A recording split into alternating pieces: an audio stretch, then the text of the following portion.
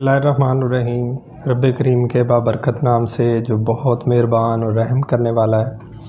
आज हम इस छोटे से टेक्निकल रिव्यू में एक ऐसे सोलर पैनल के बारे में बात करेंगे जो कि जितने भी हमारे पास सोलर पैनल अवेलेबल हैं वर्ल्ड में, ये उन सबसे ज़्यादा एनर्जी डेंसिटी वाला, सबसे ज़्यादा पावरफुल और सबसे ज़्यादा एफिशिएंसी वाला सोलर पैनल है।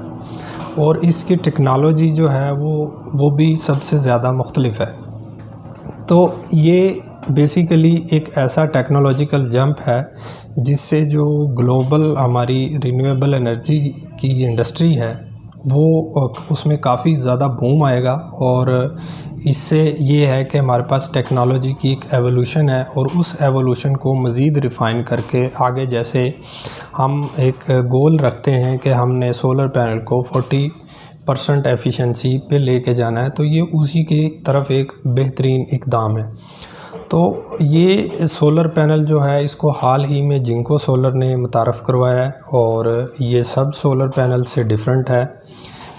ये क्यों डिफरेंट है? क्योंकि इसके जो आउटस्टैंडिंग फ़ीचर हैं वो बहुत ज़्यादा हैं। जैसे हम सबसे पहले इसकी टेक्नोलॉजी की बात कर लेते हैं, तो टेक्नोलॉजी में ये इन्होंने जो इस्तेमाल किया है इसके अंदर ये टॉपकॉन टेक्नोलॉजी है ये, और एन टाइप इसके अंदर उन्होंने सेमीकंडक्टर इस्तेमाल किए हैं और इसको मल्टी बस बार, हाफ कट और सोल्डरिंग जो है वो सर्कुलर स्ट्रिप, इसके अंदर स्ट्रिपिंग इस्तेमाल की गई है।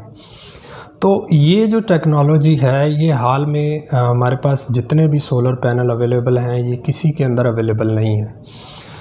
जैसे हमारे पास जो अभी जो लेटेस्ट टेक्नोलॉजी अवेलेबल है वो मोनोपर्क टेक्नोलॉजी है। तो मोनोपर्क टेक्नोलॉजी से ये बियॉन्ड जो है वो एक एफ़र्ट है और ये टॉपकॉन टेक्नोलॉजी है।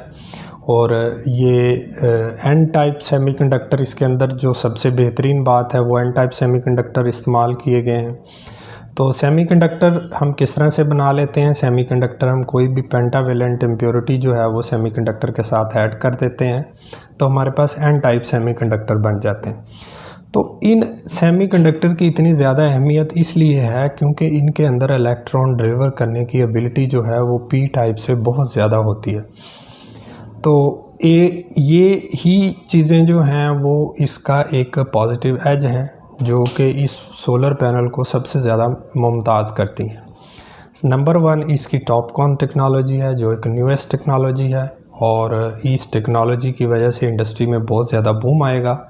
और दूसरा एन टाइप सेमीकंडक्टर का इस्तेमाल करना है। तीसरा इसमें मल्टी बस बार टेक्नोलॉजी भी रखी गई है, हाफ कट टेक्नोलॉजी, और सर्कुलर सोल्डरिंग स्ट्रिपिंग भी की गई है। तो ये सारे पॉजिटिव जो एज हैं ये सारी मिल के ये इसको मोस्ट पावरफुल सोलर पैनल बनाती हैं। तो इसकी एफिशिएंसी और जो हमारे पास प्रेजेंट में पाए जाने वाले पी टाइप सोलर पैनल हैं उसकी एफिशिएंसी में बहुत ज़्यादा फ़र्क होगा। जिंको सोलर इसको क्लेम करता है कि 22.3% जो है वो इसकी एफिशिएंसी होगी और मज़ीद इसको वो रिफ़ाइन कर रहे हैं और इसको वो 25% पे लेके जाने का वो जो है एक डिटर्मिनेशन रखते हैं। तो इसकी जो एफिशिएंसी है वो 22.3% होगी और ये एफिशिएंसी जो है वो 5 to 6% जो होगी ज़्यादा होगी एज़ कम्पेयर टू हमारे पास जो मोनोपर्क टेक्नोलॉजी है।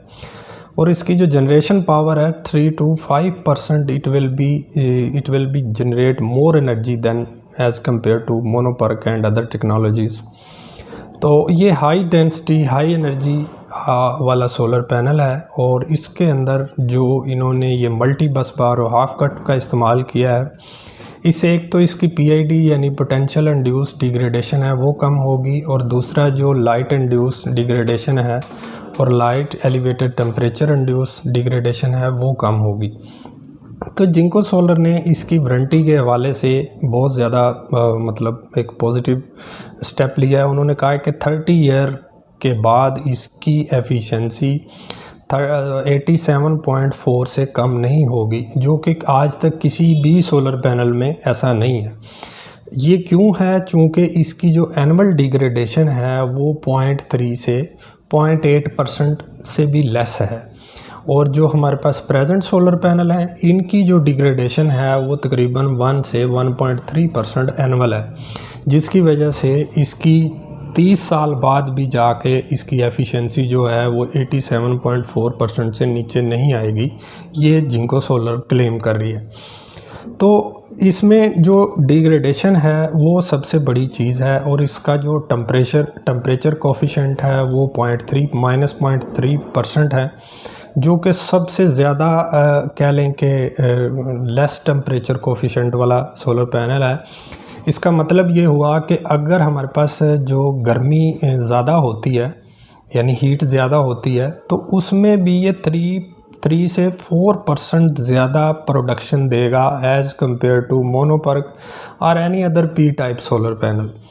तो जो हमारे पास प्रेजेंट में सोलर पैनल अवेलेबल थे, उनके अंदर ये एबिलिटी नहीं थी कि जैसे ही टेम्परेचर बढ़ता था उनकी एफिशिएंसी नीचे फॉल कर जाती थी।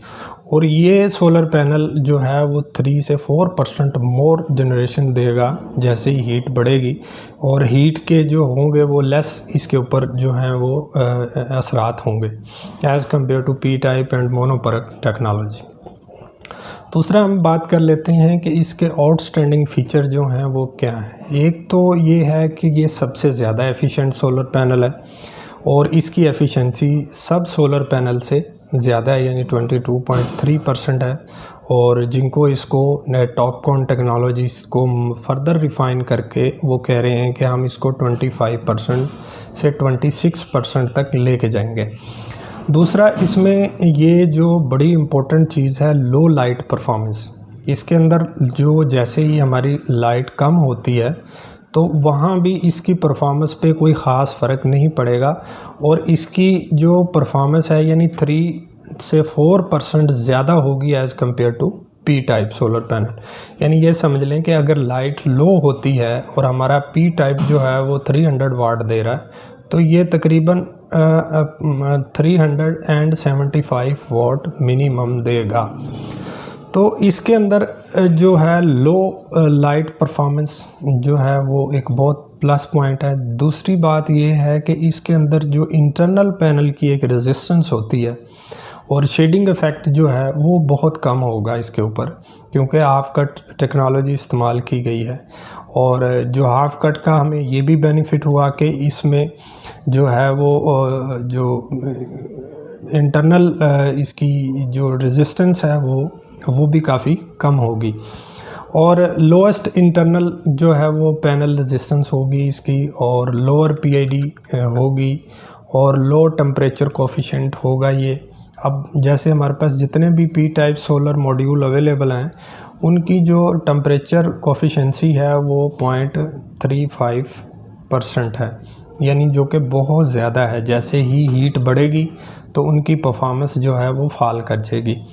तो ये ऐसा सोलर पैनल है जिसके ऊपर जो है वो जिंको सोलर ने काम शुरू कर दिया है, और ये 1.5 गीगावाट तक ये जनरेशन की वो रखते हैं। तो होपफुली इंशाल्लाह ये एक इंडस्ट्री के लिए एक बहुत अच्छी खबर है, और इससे जो है वो हमारे इन्वेस्टर को जिन्होंने सोलर लगाना है उनको भी इससे बहुत ज़्यादा फ़ायदा हासिल होगा। तो अल्लाह हम सबका हामी और नासिर हो। खुदा हाफ़िज़।